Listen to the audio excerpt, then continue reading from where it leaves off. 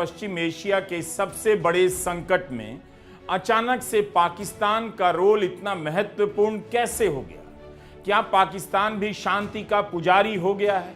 अभी तक की डिप्लोमेटिक पहल में भारत कहां है और क्यों नहीं है, यह सवाल पूछा जाना चाहिए। 23 मार्च को ट्रंप ने कहा कि ईरान से बातचीत चल रही है, तब उन्होंने किसी देश का नाम नहीं लिया। ईरान ने भी माना कि सीधी बातचीत नहीं हो रही, मगर किसी और के जरिए चल रही है।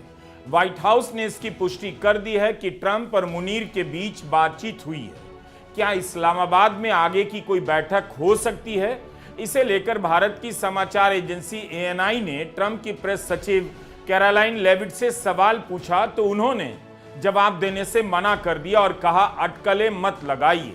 ANI के सवाल से पहले रॉयटर्स ने सूत्रों के हवाले से रिपोर्ट कर दिया कि इसी हफ्ते इस्लामाबाद में युद्ध खत्म करने को मार दें। आप उनके सुप्रीम लीडर को मार रहे हैं, उनके मिलिट्री कमांडर्स को मार रहे हैं, यहां पर उनके विदेश मंत्री को भी मार देना चाहते हैं। और क्या बयान दिया जा रहा है दोस्तों, वाहियात और बेतुका बयान। सुनिए, ब्रेकिंग, ईरानी नेतृत्व ने 2 बड़े नेताओं को अस्थाई इम्यूनिटी, यानी हम उन्हें जान से नहीं मारेंगे, वो दे दी है। चैनल 14 के मुताबिक ईरान के विदेश मंत्री और संसद स्पीकर को अमेरिका और इस्राएल ने अस्थाई सुरक्षा दे दी है। विदेश मंत्री अब्बास अराक्ची और संसद स्पीकर मोहम्मद बाकिर गालिबाफ को यह इम्यूनिटी दी गई है, जो कम से कम तेहरान के साथ चल रही 5 दिनों की बातचीत के पूरे दौर तक लागू रहेगी। इन खुलासों से पिछले 2 हफ्तों से चल रही उन बातों की पुष्टि होती है कि तेहरान के साथ कि युद्ध केवल भारत समाप्त कर सकता है, क्योंकि भारत की प्रकृति कुछ अलग है। पिछले 5 वर्षों में दुनिया में 2 बड़े युद्ध हुए। पिछले 1 साल में ईरान और इस्राएल के बीच 2 बार हुए। यूक्रेन और रूस के बीच 4 साल से युद्ध चला ही आ रहा है। इन 2 युद्धों को रुकवाने में भारत ने कौन सी भूमिका निभाई?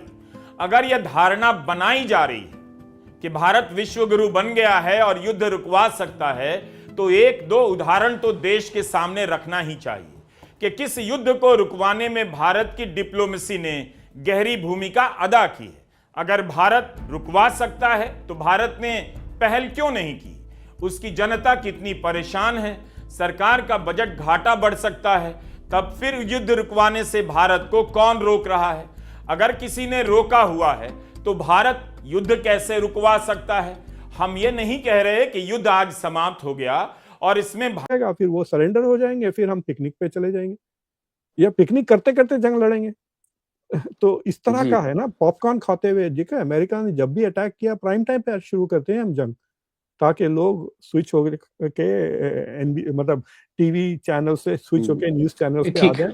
जी जी जी, आप ये कह रहे हैं कि अमेरिका की सरजमीं पर लड़ाई नहीं हुई। 1940 में हुई थी, जब पर्ल हार्बर पे हमला जापान ने किया, तो उसके बाद आपकी ज़मीन पे लड़ाई नहीं हुई। लेकिन आप ये बात कह रहे हैं कि अगर डेड बॉडीज, अगर लाशें जवानों की आनी शुरू होंगी, उनके कॉफिन आने शुरू होंगे, तो फिर ये अमेरिका को बर्दाश्त नहीं है। और ज़मीनी लड़ाई में ऐसा हो सकता है कि लाशें जो है बिछें वहाँ पर, क्योंकि आमने सामने की लड़ाई में ईरान हावी हो सकता है। उसने तमाम तैयारी कर रखी।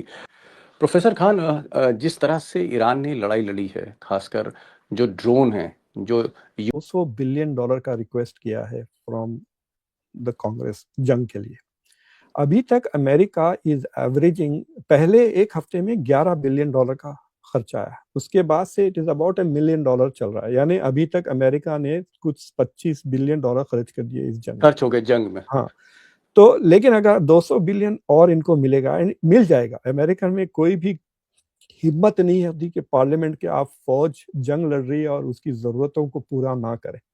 So the money will come. Democrats भी हाँ कहेंगे, तकरीरें करेंगे उसके खिलाफ, लेकिन वोट हाँ कहकर वो डाल देंगे। 200 बिलियन डॉलर, 200 बिलियन यानी और 200 दिन की तैयारी तो ये कर गए ना, इनके पास पैसे आ गए हैं 200 दिन की तैयारी। और देयर इज ऑल्सो एक रूमर फैला हुआ है कि इस जंग से डोनाल्ड ट्रंप की फैमिली और दोस्त और उनके रिश्तेदार बहुत पैसे बना रहे हैं। फॉर एग्जांपल, एरिक ट्रंप ने एक ड्रोन कंपनी में इन्वेस्ट किया 11 दिन पहले ये जंग शुरू होने पहले, और that is the biggest supplier of. फिर उसके सैनिक भी मारे जाएंगे, उसके बॉडी बैग्स अमेरिका वापस जाएंगे। और याद कीजिएगा, डोनाल्ड ट्रंप जब राष्ट्रपति बने थे, उन्होंने क्या कहा था? उन्होंने कहा था कि मैं दूसरों के युद्ध नहीं लड़ने वाला हूं, क्योंकि उनका यह कहना था कि डेमोक्रेट्स यानी जो बाइडेन दुनिया को वर्ल्ड वॉर 3 की तरफ ले जा रहे थे। और यहां पर देखिए, दुनिया में अगर कोई तबाही मचा रहा है तो यह शख्स यानी डोनाल्ड ट्रंप। इस बीच अगर आप अमेरिका के तेवरों पर गौर करें ना दोस्तों, तो अमेरिका के तेवरों से साफ है कि वो शांति नहीं चाहता है। उसके अंदर एक अजीब और गरीब अहंकार है, क्योंकि जब आप किसी से बातचीत कर रहे हैं, यह मत भूलिए, आपने वहां के बच्चों को मारा, वहां के अस्पतालों पर हमला किया, उनके बड़े बड़े नेताओं को मार दिया। आप ये उम्मीद नहीं कर सकते कि आपके सामने वो घुटनों पर बैठ जाएंगे, वो घुटनों पर आ जाएंगे। अब डोनाल्ड ट्रंप के तेवर सुनिए। वो यहां कह रहे हैं कि Iran wants the deal badly, Iran समझौता करना चाहता है। वो ईरान इजराइल वॉर अब एक ग्लोबल प्रॉब्लम बन चुकी है। सबको पता है ये प्रॉब्लम ग्लोबल क्यों है दोस्तों। अमेरिका को लगा कि वह तो महाशक्ति है, उसने जापान में जो किया नागासाकी और हिरोशिमा पर, और उसने जो इराक में किया, और वो यहाँ पर भी तख्ता पलट देगा। पर यहाँ पर उल्टा हो गया दोस्तों। जिस तख्ते को पलटना चाह रहे थे वो तख्ता भारी पड़ गया अमेरिका को, इजराइल को। शुरू में अमेरिका और इजराइल ईरान पर हावी हुए, क्योंकि उन्होंने सुप्रीम लीडर आयतुल्ला अली खamenei को मार दिया था, और बहुत बड़ी लीडरशिप 14 के 14 उनके जो टॉप लीडर थे वो मार दिए थे। उसके बाद आती है ईरान की बारी। ईरान ने हिजबुल्लाह के साथ मिला, हिजबुल्लाह के साथ मिलकर जो खेल खेला है दोस्तों, वो कहीं ना कहीं इस बात का गवाह है कि ईरान अब बैकफायर नहीं करेगा। ईरान अपने लीडरों की मौत का बदला लेगा। लगातार अमेरिका के बेसिस को टारगेट बनाया जा रहा है।